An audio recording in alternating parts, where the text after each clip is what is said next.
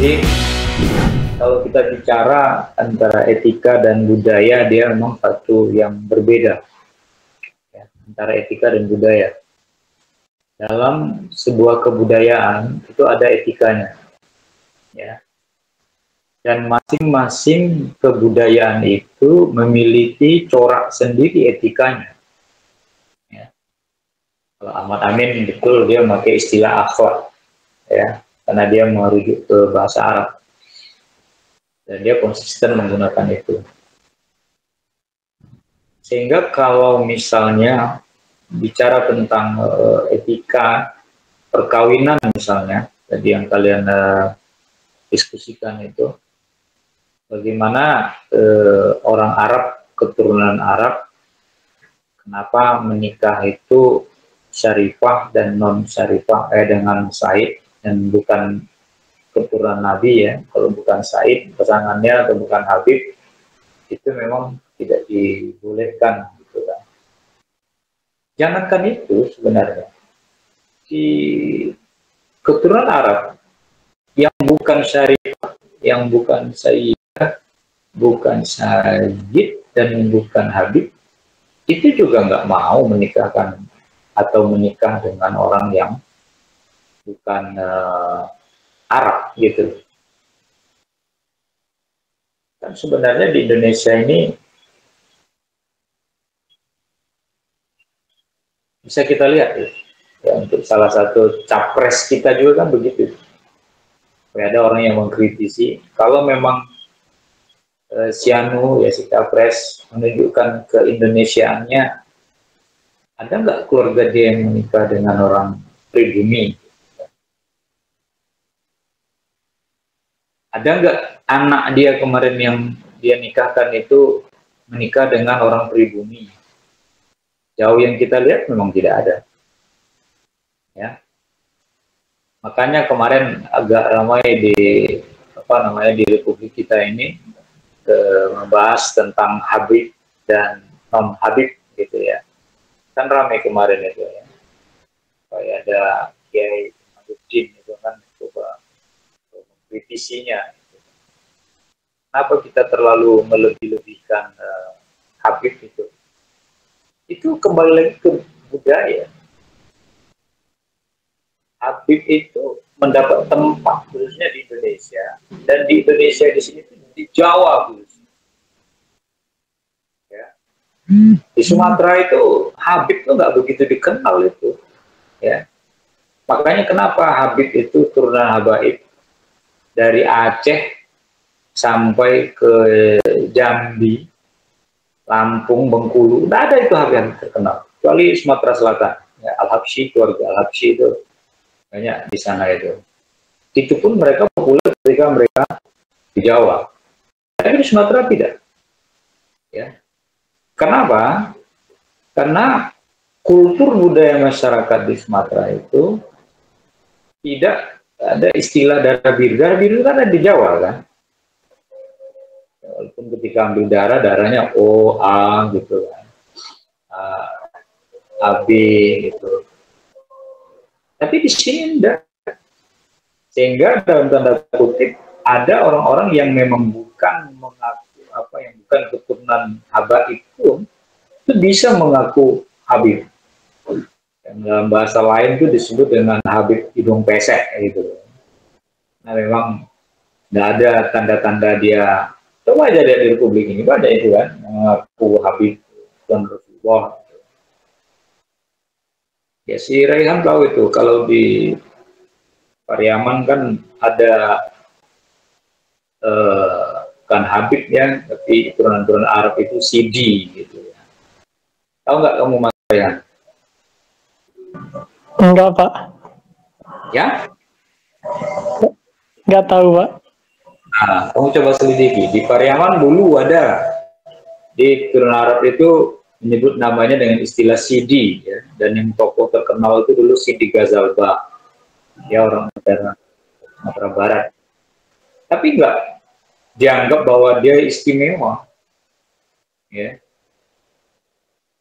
Tapi kalau di Jawa, asal ngaku Habib udah mau bisa ngaji mau enggak, pokoknya populer deh. Jadi kultur, karena orang Jawa, masyarakat Jawa eh, sangat memuliakan orang lain. Bahkan ketika orang itu dianggap mulia dan sesuai ekspektasinya, itu betul-betul dimuliakan. Ya. Di tempat lain belum tentu. Di Arab Saudi tidak ada kan, Habib itu kan. Di Iran, kalaupun ada Sayyid di sana, tapi mereka tidak seperti di Indonesia, lagi-lagi tidak seperti di Indonesia. Makanya kalau ada sebagian yang mengaku Habib lalu tidak menunjukkan bahwa dia seperti Rasulullah, ya saya kira saya kembali kepada asalnya saja. Jadi menghormati seseorang bukan karena nasabnya, tapi lebih kepada akhlaknya. Kalau memang dia akhlaknya baik, mau keturunan Nabi, mau keturunan Abu Jahal sekalipun, kalau dia memang akhlaknya baik, ya kita. Nah, kembali ke persoalan etis. Ya, pernikahan orang yang keturunan Nabi dengan yang tidak keturunan Nabi itu sebenarnya secara moral etis menurut Abid Al-Jabiri itu karena memang masyarakat Arab itu masyarakat tribal, ya. Jadi masyarakat tribal itu sangat mengagungkan kesukuan. Nabi juga kan suku, ya, dari suku Quraisy, ya. Suku yang dimuliakan juga di bangsa Arab gitu. Tetapi kembali ke tadi, sebenarnya hakikatnya bukan karena nama sukunya ini lalu beliau dimuliakan seperti ini, tidak. Jangankan hadis-hadis Nabi yang mengatakan kemuliaan itu, Al-Quran saja kan mengatakan itu, dan itu mengandung nilai-nilai moral. Inna akramakum indallahi atqakum. Sesungguhnya orang yang mulia di antara kamu itu di sisi Allah, kata Allah, itu adalah orang-orang yang bertakwa. Kalau memang orang tersebut tidak bertakwa, dia tidak ada kemuliaan. Dan ada pun hadis Nabi yang mengatakan bahwa keturunanku begini gitu harus dimuliakan. Hadis Nabi itu dalam konteks memuliakan orang karena akhlaknya, bukan karena darah. Ya. Nah, terus termasuk juga saya ketidakkonsistenan dari orang-orang yang memuliakan keturunan Nabi itu kan juga terlihat bahwa keturunan Nabi itu seperti Rehan bilang, kalau orang Arab patrilineal, di Sumatera Barat matrilineal gitu kan. Itu patrilineal Arab itu sekarang, dulu enggak. Keturunan Nabi itu kan dari Fatimah. Fatimah itu kan perempuan, bukan anak Rasulullah laki-laki, ya. Justru dibalik, ketika Fatimah memiliki anak Hasan dan Hussein gitu, itu lalu patrilinearnya bermula dari sana. Kalau awalnya kan dari Fatimah kan, anak perempuan Rasulullah, bukan anak Rasulullah yang meninggal waktu kecil seperti Qasim, seperti Ibrahim. Itu kan anak beliau yang laki-laki, ya. Jadi terlihat bahwa ini ada kepentingan politik, ya. Dan perpecahan Islam itu, pertikaian Islam itu memang tidak dipungkiri juga dari persoalan politik. Kalau kita mengkajinya itu bisa dalam perspektif etika Ibnu Khaldun kemarin itu, nyambung ke situ. Jadi kalau saya mengatakan, kalau saya mengkritisi, orang Arab tuh pengen enaknya aja gitu loh, yang merasa keturunan Nabi gitu kan. Tapi dibalik di awal, Nabi punya anak Fatimah, itu kan keturunannya bukan keturunan Nabi secara langsung, nasab Nabi gitu, walaupun itu ada darah Nabi pada Siti Fatimah. Tapi Hasan Hussein itu yang mengalir di dalamnya itu adalah darahnya Ali bin Abi Thalib. Ali bin Abi Thalib ayahnya adalah Abu Thalib, ya, bukan Nabi Muhammad gitu. Lalu setelah anak Rasulullah itu cucunya Hasan Hussein punya anak segala macam, ada Zainal Ali Abidin, Ja'far, Umar, Sadiq, sampai ke belakang itu, lalu laki-laki terus gitu kan. Nah ini juga kritik sejarah juga ya, kita tidak bisa memungkiri bahwa ini sebuah kenyataan. Ya. Jadi kalau di Israel juga itu bangsa Yahudi itu juga mereka matrilineal. Jadi Indonesia itu tidak hanya masyarakat apa namanya Sumatera Barat dan sekitarnya ya, yang seperti itu. Oke, jadi orang-orang yang seperti itu menikah sebenarnya secara moral ada yang dilanggar itu. Ya. Ada halangan, 3 halangan orang menikah itu kalau sudah ada susuan, hubungan darah, atau akibat pernikahan atau persemendaan. Itu yang dilarang. Kalau tidak ada hubungan itu, nggak ada larang menikah. Tapi orang Arab hingga saat ini masih menganggap bahwa menikah dengan non-pri itu, ya dengan pribumi itu bukan sesuatu yang biasa mereka lakukan. Kalian mengangkat tema tadi menikah antara syarifah dan tidak syarifah itu kan terjadi pada dosen kita itu kan, Bu Fatimah itu syarifah itu. Ya, kalian sudah diajar Bu Fatimah? Sudah, Pak. Ya, dia syarifah itu. Dia Al-Jupri, ya. Ya, cuma dia enggak suka disebut syarifah Bu Fatimah itu. Ya. Karena dia sendiri menikah dengan bukan Arab ya, Ajamiyah. Dia menikah dengan orang Jawa Barat, orang Sunda gitu. Dan itu memang semacam ditentang keras oleh keluarganya itu. Kenapa menikah dengan orang non-Arab gitu. Ya itulah kembali ke tribalnya masyarakat itu, masyarakat Arab. Maka Habib Al-Jabiri itu kan mengkritisi bangsa Arab itu kan dengan 3 itu. Yang pertama, ya kritik itu masyarakat suku, ya orang Arab tuh kuat kesukuannya, tapi saat dia membutuhkan. Kalau dia nggak membutuhkan, hilang kesukuan. Perang Gaza dengan orang Hamas dengan Israel, Zionis Israel, orang Arab cuma jadi penonton kan. Mereka hanya berkor-kor mengutuk, tapi tidak berani.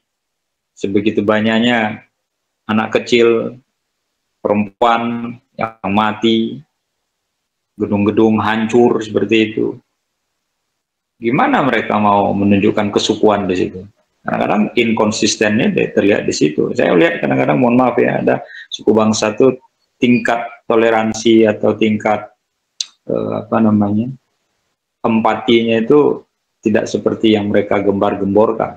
Yang paling ribut justru menentang Israel itu kita orang Indonesia, kita orang Malaysia gitu kan, orang Iran, ya. Orang-orang luar malah, orang-orang Taliban, India, Pakistan. Gitu. Orang Arab saja yang buat saya jengkel, kemarin saya baca berita itu, ada jamaah umroh itu memakai atribut Palestina, ditangkap sama polisi Saudi. Kan gila itu. Boro-boro dia mendukung, malah dia tangkap gitu. Kenapa? Karena dia berada dalam pengaruh Israel. Kenapa? Karena dia justru menjual minyaknya ke Israel. Karena dia di-backup oleh Amerika. Kalau tidak dia di-backup oleh Amerika, dia takut sama Iran. Lagi-lagi kan persoalan politik kan. Sehingga tribalismenya itu hilang. Gitu. Secara moral apa benar itu orang Arab membiarkan saudaranya yang kita yang jauhnya 12.000 km dari sana. Kita yang ribut membela Palestina ini. Bahkan rumah sakit kita itu menjadi rumah sakit internasional. Karena beritanya hari-hari belakangan kemarin itu, rumah sakit Indonesia dibombardir oleh Israel. Rumah sakit Indonesia, coba Anda bayangkan.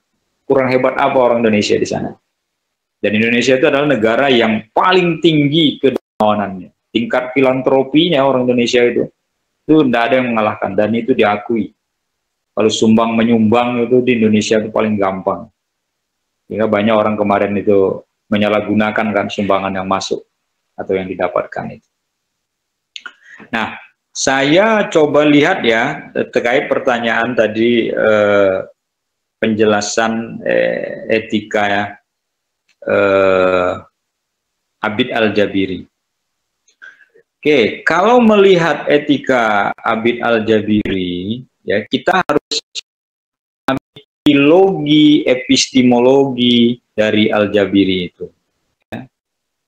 Apa itu? Ya itulah epistemologi Bayani, Burhani, dan Irfani. Coba kita lihat skemanya ya, mapnya biar kalian bisa secara mudah ya. Burhani, Bayani, dan Irfani itu hanya sebenarnya dibahasa Arabkan saja. Karena kebetulan yang yang membuat teori ini adalah filsuf Arab. Gitu kan. Kalau Burhani, ya kita melihat sumbernya. Ini sebelum kita membahas lebih jauh tentang etika kaitannya dan etika Al-Jabiri ya. Itu rasio. Jadi kalau Burhani ini alirannya itu rasionalisme gitu. Berdasarkan penalaran akal ya. Kemudian kalau Bayani itu sumbernya itu adalah teks, nas ya. Jadi kebenarannya itu harus berdasarkan kebenaran normatif. Ya. Kenapa kebenaran normatif? Nah, kita misalnya melihat pernikahan satu suku yang nggak boleh di Sumatera Barat, ya. Kalau Raihan mengatakannya dengan menikah satu suku bisa menghancurkan, gitu. Ya, sebenarnya bukan menghancurkan, mungkin lebih tepatnya mengganggu tatanan kehidupan sosial masyarakat. Ya, itu tidak jauh beda. Di tempat saya juga sama, Mas Raihan ya, di Kampar itu, di Teluk Kuantan, ya, itu juga matrilineal. Kami tidak menikah satu suku, gitu ya. Walaupun dalam agama itu dibolehkan. Gitu. Padahal kalau kita lihat, secara Burhani nggak ada teksnya itu yang melarang orang Bayani, maaf. Secara Bayani nggak ada teksnya itu. Mana yang melarang orang menikah satu suku itu? Nggak ada itu. Ya. Kenapa? Ini kebenarannya kebenaran menurut kebudayaan. Jadi kalau kita melihatnya itu adalah kebenaran secara kultural. Benar menurut satu kultur, karena bila menikah dalam satu klan, satu suku, itu tidak baik untuk pengembangan suku. Sebenarnya ke depannya bagus itu. Pertimbangan nenek mama zaman dulu itu petinggi suku. Kenapa harus menikah dengan luar suku?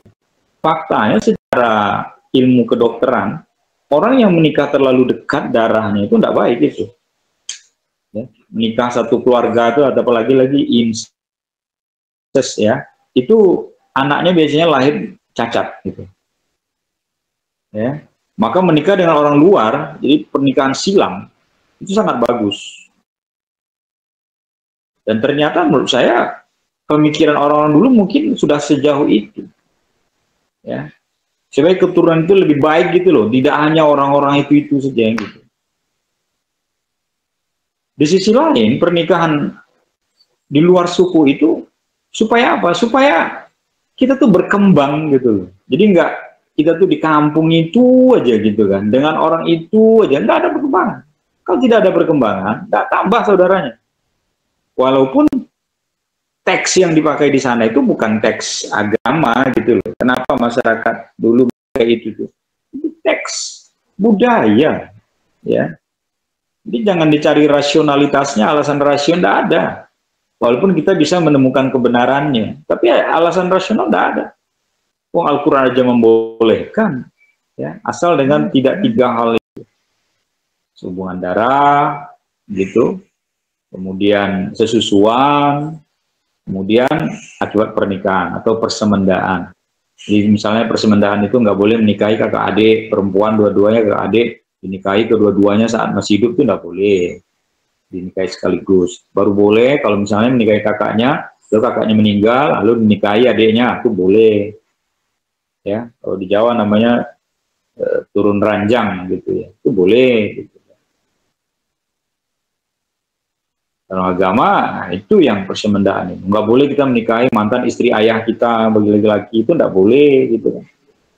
Bapak menikahi anak tirinya, itu nggak boleh gitu. Itu seperti itu. Jadi ada moral-moral yang harus dijunjung tinggi di situ. Nah, kemudian irfani, sumbernya apa? Ilham atau intuisi. Jadi ketika orang berperilaku, misalnya saya itu punya nurani, saya itu punya hati, mestinya saya tahu mana yang baik, mana yang buruk. Lalu ada orang yang mengatakan, lakukanlah sesuatu itu sesuai dengan hati nuranimu, sesuai dengan suara hati, gitu. Itu ilham itu, ya, dasarkan intuisi, gitu. Nah, kemudian bagaimana kita melihat metodologinya? Nah, ini metodologinya. Kalau rasio, ya, itu metodologinya itu adalah tahlili atau analisa. Akal itu kan menganalisa. Kenapa orang Syarifah nggak mau menikah dengan non-Arab, dengan orang Arab, gitu, atau non-Arab, gitu kan? Kenapa Syarifah tidak menikah dengan non-Arab? Kenapa Habib tidak menikah dengan non-Arab?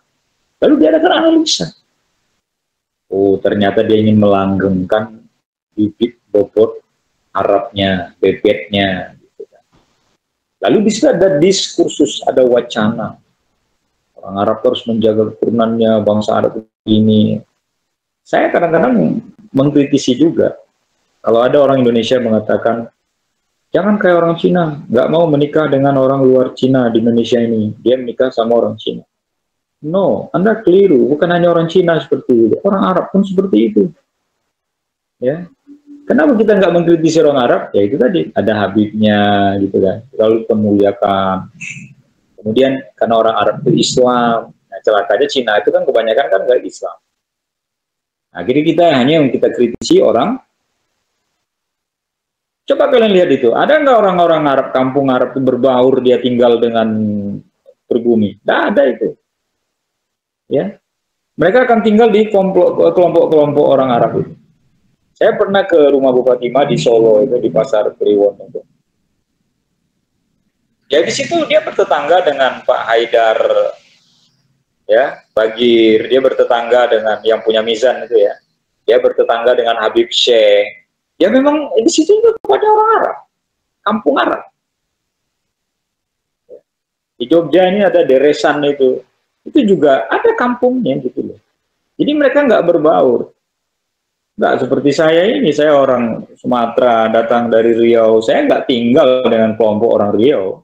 Saya tinggal di kampung di Jogja, saya cari rumah yang saya tidak harus bersama dengan orang Riau. Itu juga orang Medan datang ke sini. Itu juga kawan-kawan dari Sumatera Barat. Saya nggak ada. Nah itu bedanya gitu. Ya. Nah, kemudian metodologi bayani itu, ya, teks itu pendekatannya apa? Metodologinya apa? Istinbat, ya, pengambilan hukum dasarnya itu apa? Dan pengambilan dalilnya itu, rujukan dalilnya itu apa? Kenapa orang itu misalnya nggak mau menikah, bukan Arab, tidak sama Arab? Ya itu tadi. Mereka ngapain kita menikah dengan non-Arab? Mungkin ada orang Arab. Kita di masyarakat tertentu dengan masyarakat tertentu lainnya itu bisa saja berbeda. Tapi kalau etika dia lebih universal. Nah, kemudian pendekatannya Irfani itu adalah psiko atau gnostik, ya. Jadi lebih kepada aspek psikisnya, ya, aspek jiwa orang yang pemahaman dia tentang pengetahuan, pemahaman dia tentang norma, pemahaman dia tentang etika itu banyak melalui pendekatan psikonostik. Gnostik artinya tahu, ya. Jadi antara psikis gabungannya dengan pengetahuan. Jadi pengetahuan yang menggabungkan dengan aspek-aspek kejiwaan. Nah, kemudian tema sentralnya kalau Burhan itu pasti esensi, eksistensi, bahasa dan logika, ya. Kemudian bayani itu nanti tema sentralnya asal, furu, ya, kata dan makna. Ya, jadi kalau bicara tentang teks itu kan pasti kita bicara tentang sumber teks itu, ini aslinya apa, dasar utamanya apa, ini utama apa bukan. Kemudian pemaknaan terhadap kata, gitu. Satu kata di dalam bahasa Arab itu, dalam bahasa Quran itu bisa mengandung berbagai makna atau arti, gitu ya. Nah, kemarin itu kalau kita ribut soal, janganlah kalian mengangkat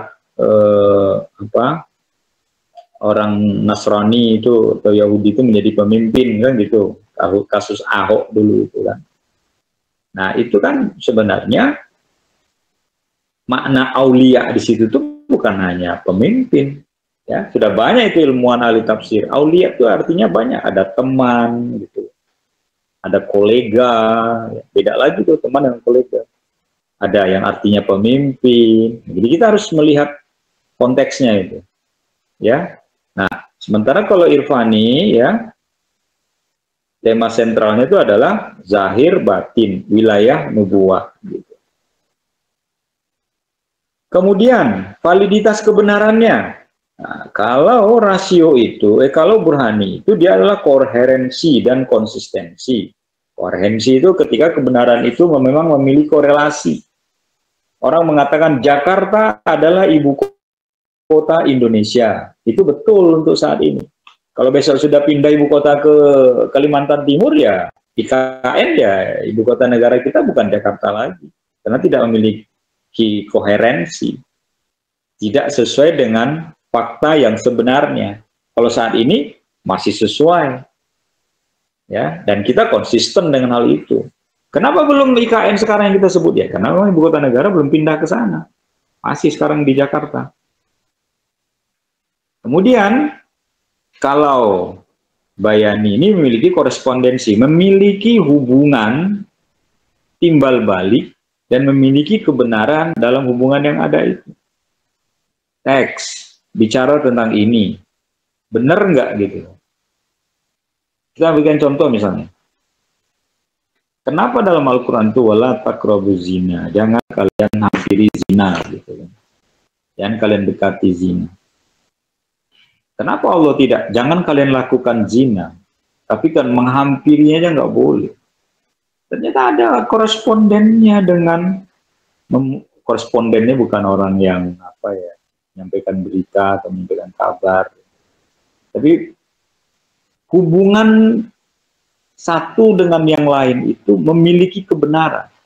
Hubungan ayat wala taqrabu zina itu memiliki kaitan erat. Kenapa zina itu nggak boleh dilakukan? Kenapa zina itu mendekati aja tidak boleh, apalagi melakukan? Ternyata akibat zina itu ada disebutkan dan nyata dalam kehidupan kita, satu penyakit akibat perbuatan zina yang tidak ketemu obatnya hingga saat ini, yaitu AIDS.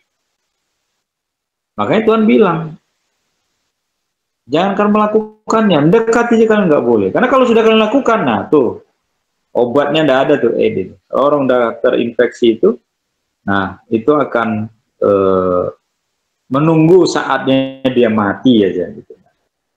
Nah kemudian pendukungnya, kalau burhani ini pendukungnya para filsuf, ya filsuf itu kan ya pasti mengemukakan sesuatu itu kan berdasarkan dalil rasional mereka.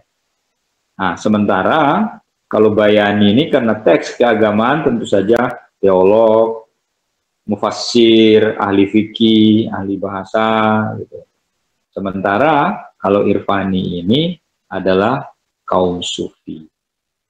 Nah, sedikit saya singgung terkait dengan pertanyaan kawan Anda tadi, etikanya Abid Al-Jabiri, ya. Gimana etikanya Abid Al-Jabiri? Abid Al-Jabiri ini karena dia adalah seorang ilmuwan yang concern dengan bicara tentang trilogi epistemologi itu, makanya dia juga ya membicarakan etika itu dengan kacamata itu gitu loh. Nggak jauh-jauh dari situ. Ya. Misalnya, saya tidak akan menjelaskan semuanya ya, sebagian saja saya coba lihat.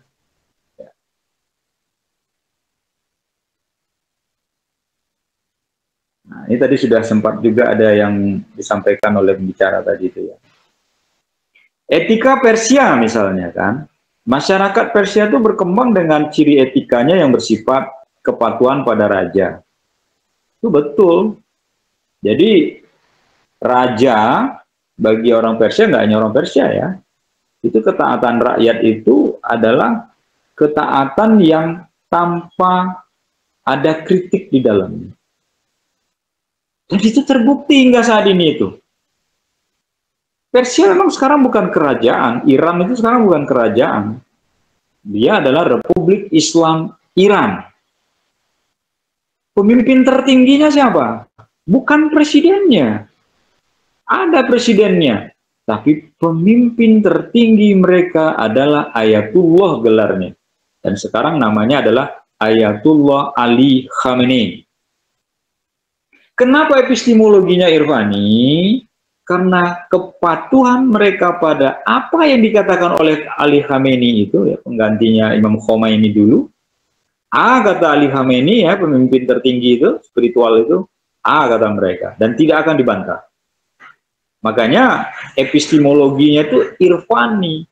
Ketaatan tanpa, atau kepatuhan tanpa ada protes gitu. Jadi sudah menjiwai betul mereka itu.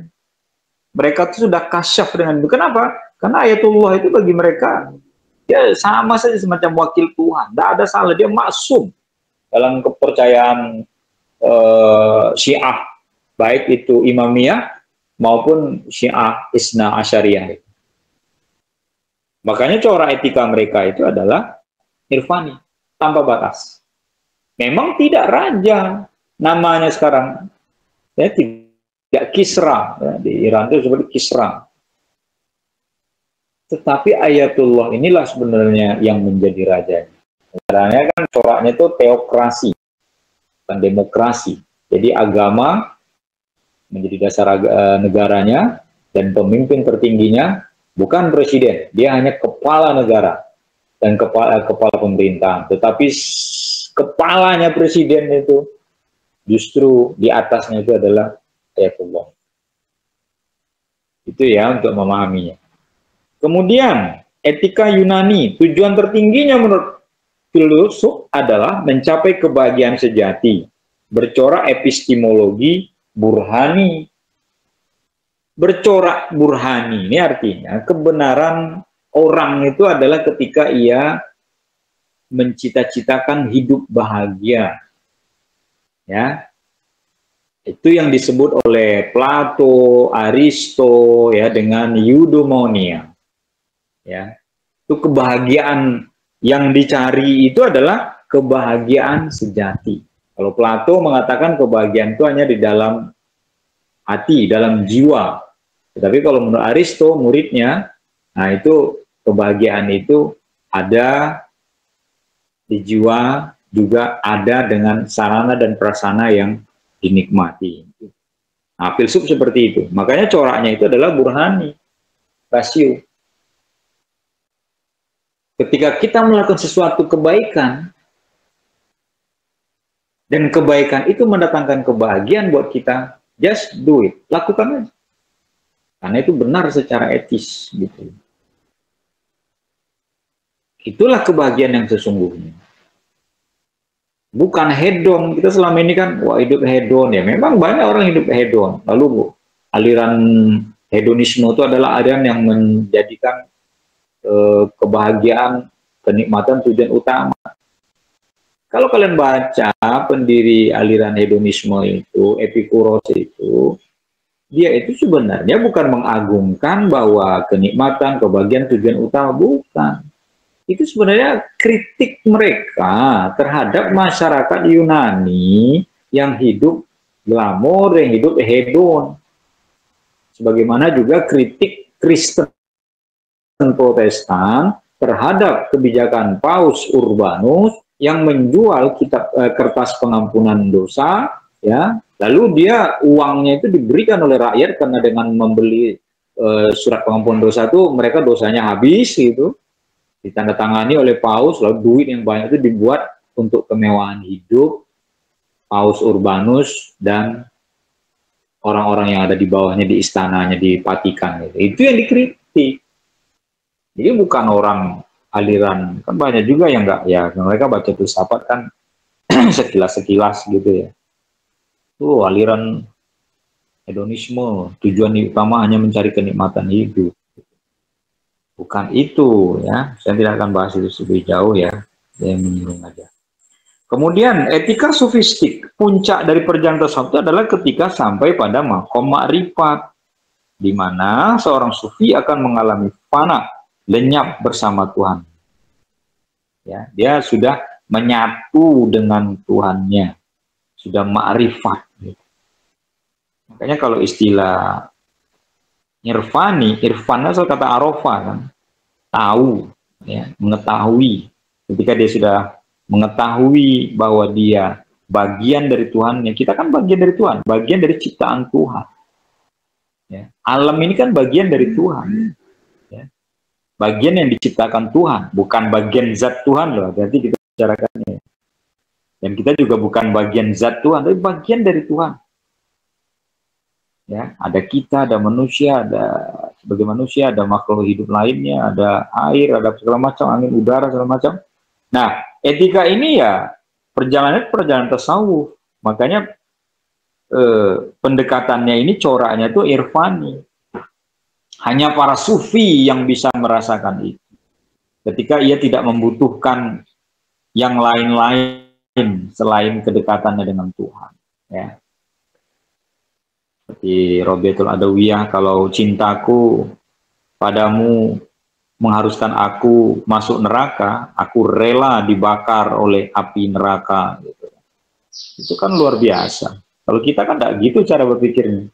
Tuhan, saya kan sudah sholat, kok saya masih masuk neraka? Tuhan, saya kan sudah masuk, sudah menjalankan puasa, kok saya masih diazab? Itu kita belum sampai makrifat. Tapi kalau Robiah al-Adawiyah enggak gitu. Kalau dia dimasukkan ke neraka karena memang Tuhan tidak menyukai dia, walaupun aku sudah mencintaimu Tuhan, lalu aku ikhlas dengan semua itu. Karena itulah bagian dari bentuk cintaku kepadamu, menerima apapun yang engkau berikan terhadapku. Nah, ini baru etika Arab. Ya. Nah, etika Arab yang digagas oleh pemikirannya dengan konsep Al-Jabiri ini adalah terinspirasi dari kegiatan bangsa Arab dalam mempertahankan harga dirinya. Itulah termasuk harga dirinya orang Arab itu, tidak mau menikah dengan orang yang di luar Arab, non-Arab. Ya, dan kita orang Indonesia ini, Anda jangan terlalu bangga juga. Di Saudi sana tuh kita tuh masih dianggap sebagian kecil oleh orang Arab itu orang pembantu. Nah, di Arab Saudi itu kan pembantunya dari Indonesia kan. Jadi kita dianggap masyarakat kelas pembantu, ya, dan dianggap khadam oleh mereka. Ya. Dan itu terbukti. Kalau mereka yang bekerja di sana itu misalnya jabatannya sama manajer, lalu yang satu manajernya orang Amerika, yang satu manajernya orang Indonesia. Itu gajinya lebih tinggi manajer orang Amerika dengan manajer orang Indonesia, walaupun sama level manajer. Kenapa? Karena kita dianggap tidak setara dengan mereka. Bodohnya orang Arab salah satunya di situ tuh. Saya mengkritiknya di situ. Itu pernah dikritik juga oleh orang Indonesia yang bekerja di Saudi, di pengeboran minyak di perusahaan minyak Arab Saudi. Ada nama perusahaan Arom namanya. Dan di situ ada dulu orang Indonesia yang bekerja di sana dan pakar namanya Profesor Al-Qurtubi. Dia mengkritik itu. Gaji dia dengan pangkat yang sama, tapi orang bule. Gaji orang bule itu jauh lebih besar dari gaji dia. Padahal dengan keahlian yang sama. Nggak tahu saya tuh, kenapa orang Arab begitu. Ya, begitu ya. Mungkin untuk menjelaskan dua tema ini tentu nggak cukup waktu. Sekarang sudah sampai pukul 3:30 ya.